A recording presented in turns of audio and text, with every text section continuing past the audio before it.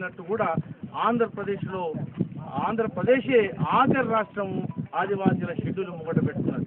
ఆ తర్వాత మళ్ళీ దానికి అమెండ్మెంట్ ఏదైతే 73rd అమెండ్మెంటే కానీ, ఇటు పేసా చట్టమే కానీ, ఫారెస్ట్ యాక్ట్నే కానీ మొత్తం ఇప్పటి వరకు కూడా అంటే 98లో మనం దాన్ని చట్టాన్ని తెచ్చుకుంటే 2011 వరకు కూడా నియమావళి నిబంధనావళి కూడా తయారు చేసుకొని రాష్ట్ర ప్రభుత్వాన్ని అది సిగ్గు చేయటని చెప్తున్నాం.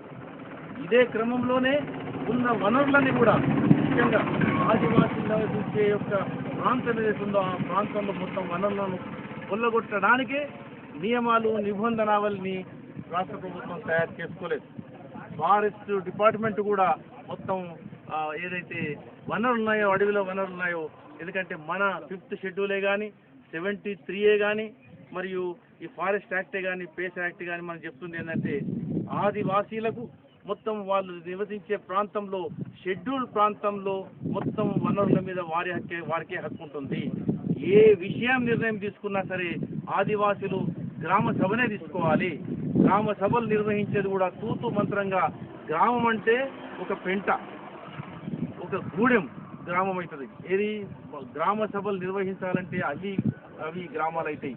కానీ ప్రభుత్వం వాళ్ళ అవసర రీత్యా ఒక గ్రామ పంచాయతీ 20-30 గూడాలను ఒక దగ్గర పెట్టి 10 మందితో కూర్చుండబెట్టి తీర్మానాలు రాయించి, దొంగ తీర్మానాలు రాయించి కూడా ఇటువంటి వనరులను కాజేసి అంటే కొన్ని నిర్ణయాలు అంటే అడ్మినిస్ట్రేటివ్ నిర్ణయాలు కూడా అవి తీసుకుంటున్నారు. అది కూడా తప్పదోపోతున్నారు. కాబట్టి అంటే ఆదివాసీల ఆరోగ్యం పట్టించుకుంటలేం, వాళ్ళ చదువులు పట్టించుకుంటలేం, వాళ్ళ ఉన్న వనరులు వాళ్ళు తగ్గే రీతిగా చూస్తలేం. కాబట్టి ఆదివాసీలకు కూడా వాయిస్ లేకుండా పోయింది. కాబట్టి వాళ్ళ వాయిస్ రేజ్ చేయడానికి, వాళ్ళ ఆరోగ్యాన్ని కాపాడి వాళ్ళ యొక్క విద్యకు మనం చేయూతనిచ్చి మొత్తం మిగతా మైదాన ప్రాంతంలో ఉన్న ప్రజలు, మెజారిటీ ప్రజలు ఆదివాసీల యొక్క హక్కులను కాపాడడానికి ముందుకు రావాలని, అదే క్రమంలో ప్రజా ఫ్రంట్ కూడా ముందుకు వచ్చిందని, ఆదివాసీ షెడ్యూల్ ఏజెన్సీ ఏరియాలో ప్రభుత్వం భవిష్యత్తులో ఖనిజాలే కానీ ఏ వనరులైనా సరే మొత్తం ఆపేయాలని, ముఖ్యంగా ఈ అయితే ఐరన్ ఓర్ గనిందో విశాఖ ఉక్కుకు కరీంనగర్ జిల్లా, వరంగల్ జిల్లా, ఈ ఖమ్మం జిల్లా నుంచి ఏదైతే ఒప్పందం జరిగిందో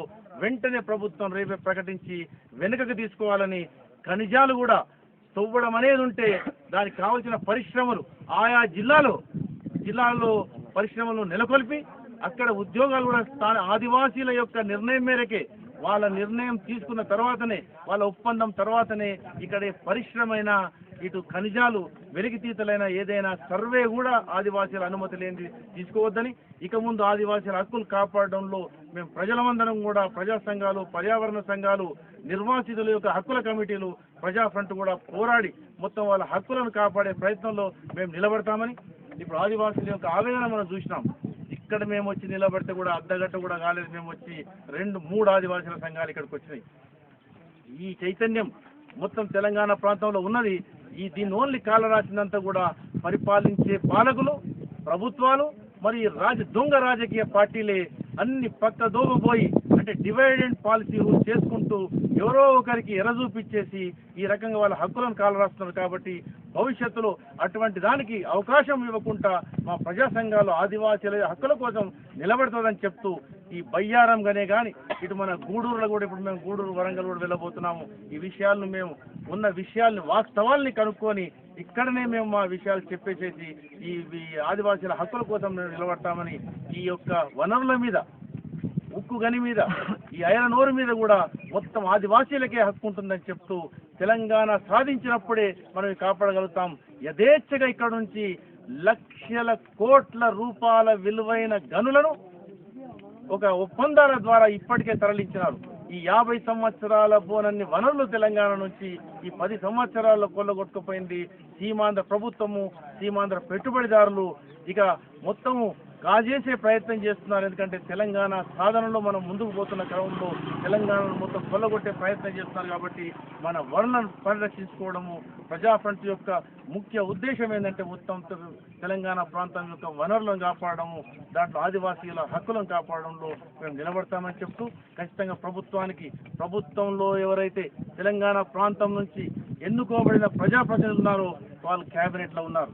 మీరు క్యాబినెట్లో ఉన్నప్పుడు ఈ తెలంగాణ ప్రాంతం యొక్క వనరులకు ఇటువంటి ఒప్పందాలు ఎట్లా జరుగుతున్నాయని మొత్తం తెలంగాణ ప్రజా ఫ్రంట్ నిలదీస్తుంది. రేపు భవిష్యత్తులో మీ నియోజకవర్గాల్లో ప్రజలు నిలదీస్తారని మేము హెచ్చరిస్తున్నాము తెలంగాణ నుంచి ఎన్నుకోబడ్డ ప్రజాప్రతినిధులను మరియు ముఖ్యంగా కేబినెట్లో ఉన్న వాళ్ళను. ఇక ముందు ఎటువంటి తప్పుడు ఒప్పందాలు తెలంగాణ ప్రాంతం కానీ ఆదివాసీల హక్కుల కోసం ఒప్పందాలు జరిగితే మాత్రం ఖచ్చితంగా ఈ కేబినెట్లో ఉన్న మినిస్టర్లను ఖచ్చితంగా నిలదీస్తామని చెప్తున్నాం. మీరు రాజీనామాలకు కూడా సిద్ధంగా ఉండాలని చెప్తూ జై తెలంగాణ.